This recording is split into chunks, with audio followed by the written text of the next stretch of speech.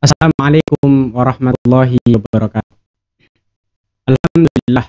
Alhamdulillahilladzi arsala rasulahu bil huda wa dinil haq liyuzhirahu 'alad dini kullih walau karihal kafirun. Asyhadu an la ilaha illallah wa asyhadu anna Muhammadan abduhu wa rasuluh la nabiyya wa la rasul ba'dah. Allahumma shalli wa sallim ala nabiyyina Muhammadin wa ala alihi wa sahbihi ajmain. Amma ba'd. Pemirsa yang dirahmati oleh Allah, alhamdulillah kita berjumpa kembali pada kesempatan kali ini yang insya Allah kita sama-sama belajar tentang faidah berzikir atau manfaat dan apa yang akan kita dapatkan apabila kita mendawamkan berzikir kepada Allah. Allah Subhanahu wa ta'ala berfirman dalam banyak ayat tentang perintah untuk berzikir. Qala Allah Ta'ala, a'udzu billahi minasyaitonir rajim, fadhkuruni adzkurkum washkuruli wala takfurun. Yang artinya, berzikirlah kepadaku, maka atau ingatlah kepadaku, maka aku akan ingat kepadamu. Washkuruli wala takfurun, dan bersyukurlah atas semua nikmat-nikmat dariku, wala takfurun, dan janganlah engkau kufur terhadap nikmat. Kemudian di ayat yang lain juga Allah berfirman, a'udzubillahi minasyaitonirrajim, ya ayyuhalladzina amanu dzkurullaha dzikran katsira. Wahai orang-orang yang beriman, berzikirlah kepada Allah dengan zikir yang banyak. Kemudian ayat lain juga sangat banyak sekali yang mendorong kita atau memerintahkan kita untuk senantiasa mengingat Allah, berzikir kepada Allah, menyebut-nyebut nama Allah, dan yang sejenisnya. Hadirin pemirsa yang dirahmati oleh Allah, Nabi Muhammad SAW juga memerintahkan kita atau mengungkapkan dalam sabda beliau bahwa perumpamaan orang-orang yang berzikir dan orang-orang yang tidak berzikir itu laksana orang yang hidup dan mati. Melalui sabdanya, waqala an-nabiyyu sallallahu alaihi wasallam, matsalul ladzi yadhkuru rabbahu, perumpamaan orang yang ingat atau berzikir pada Allah atau kepada Tuhannya, walladzi la yadhkuru rabbahu, dan orang yang tidak ingat atau tidak berzikir kepada Tuhannya, matsalul hayyi wal mayyit, perumpamaan orang yang hidup dan mati. Ini menunjukkan bahwa orang-orang yang senantiasa mendawamkan berzikir, senantiasa berzikir, mengingat Allah dimanapun mereka berada dan dalam keadaan apapun, itu menempati posisi yang bagus, posisi yang baik, posisi yang terpuji di sisi Allah. Di antara faidah berzikir selain kita melaksanakan perintah Allah, yakni Allah sebutkan bahwa berzikir itu menenangkan hati melalui firman-Nya juga, ala bidzikrillahi tatmainnul qulub. Ketahuilah bahwa dengan berzikir kepada Allah, dengan mengingat Allah, hati menjadi tenang. Itu di antara faidah atau manfaat dari kita mengingat Allah atau berzikir padanya. Jadi yang pertama, selain kita melaksanakan perintah Allah, yang apabila kita melaksanakan perintah-perintahnya, kita juga termasuk dari golongan hambanya yang bertakwa.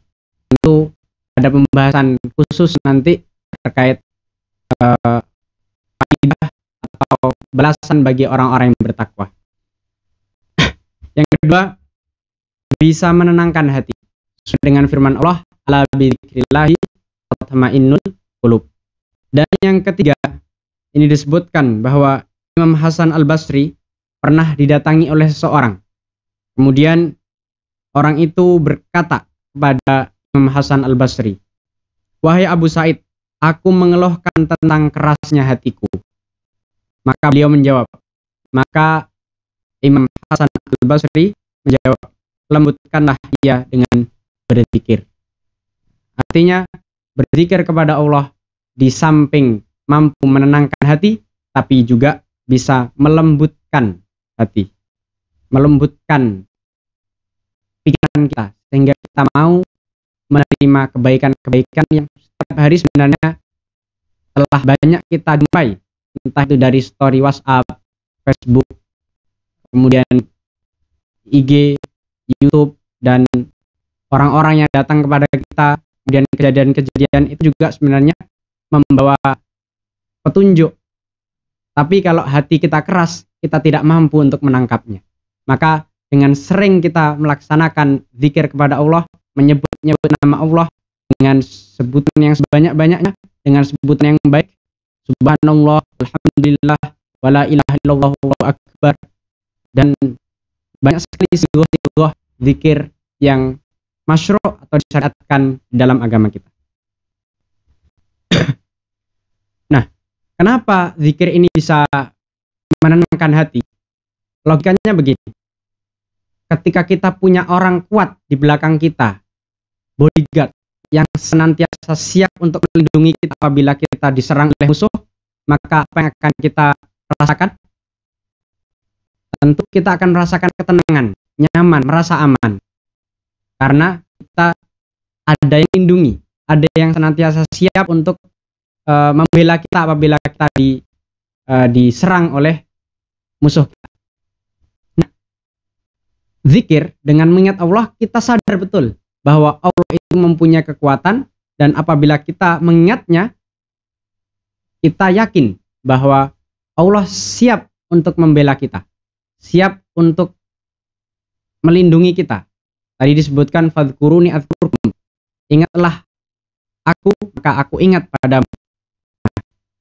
Kita juga sadar betul bahwa Allah sebaik-baik Tuhan, kemudian sebaik-baik pemberi kekuatan. Tidak ada kekuatan yang melebihi kekuatan Tuhan. Tidak ada kekuatan yang melebihi kekuatan Allah. Maka dengan kita mengingatnya, kita merasa tenang karena di belakang kita ada Allah yang siap untuk melindungi kita, siap untuk menolong kita dalam keadaan kita yang bagaimanapun keadaannya. Karena kekuatan Allah, kekuatan yang tidak terbatas, kemudian kemampuannya tidak ada yang menandingi. Allahu Akbar, Allahu Qawi, dan yang sejenisnya yang menunjukkan bahwasanya Allah tidak ada yang menandinginya, sehingga ketika kita butuh sesuatu, kita tinggal memanggil Allah, dan Allah siap akan senantiasa menolong hamba-hambanya. Fadhkuruni adzkurkum. Itulah kiranya yang dapat kita pelajari pada kesempatan kali ini, yakni tentang faidah dan perintah berzikir. Hendaknya dan semoga kita termasuk dari hamba-hambanya yang senantiasa mendawamkan zikir, berdoa, mengingat Allah dimanapun kita berada. Dengan demikian kita menjadi tenang karena ada Allah di belakang kita yang mempunyai segala kekuatan, yang siap untuk menolong kita dimanapun kita berada. Demikian yang dapat kami sampaikan. Kurang dan lebihnya mohon maaf. Billahi taufiq wal hidayah. Assalamualaikum warahmatullahi wabarakatuh.